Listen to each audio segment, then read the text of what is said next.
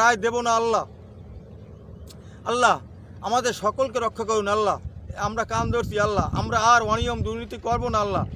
আল্লাহ road করতে গিয়ে রডের বদলে আর বাঁশ দেব না, পেজের বদলে আর আমরা পোড়া মোবিল দেব না আল্লাহ।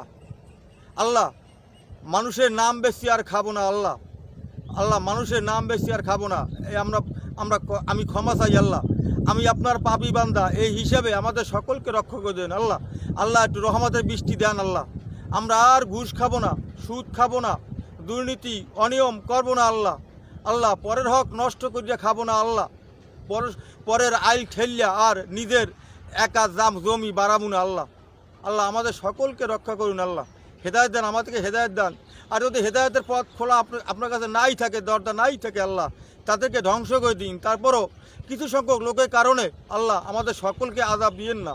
এতে রহমতের বৃষ্টি চাই আল্লাহ। আল্লাহ একটু রহমতের বৃষ্টি চাই। আপনি আমাদেরকে রহমত না করলে আর কে রহমত করবে আল্লাহ। আমাদের সকলকে আপনি ক্ষমা করে দিন। আমরা আর অনিয়ম করব না আল্লাহ। আপনারা যেন আমরা সবাই যেন সঠিক পথে চলতে পারি, সেই তৌফিক দান করুন আল্লাহ। আপনি ছাড়া আর কে আছে আল্লাহ? আপনি ছাড়া আর কেউ নাই।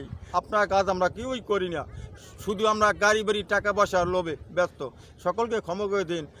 আর আল্লাহ আমাদের আখি নবী হযরত মুহাম্মদ মুস্তাফা আহমদ মুস্তাফা সাল্লাল্লাহু আলাইহি সাল্লামের পাক দরবারে আল্লাহ এই দোয়াগুলো আপনি পৌঁছে দিন আল্লাহ।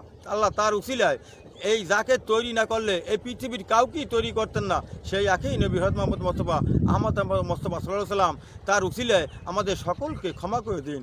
আমিন আমিন।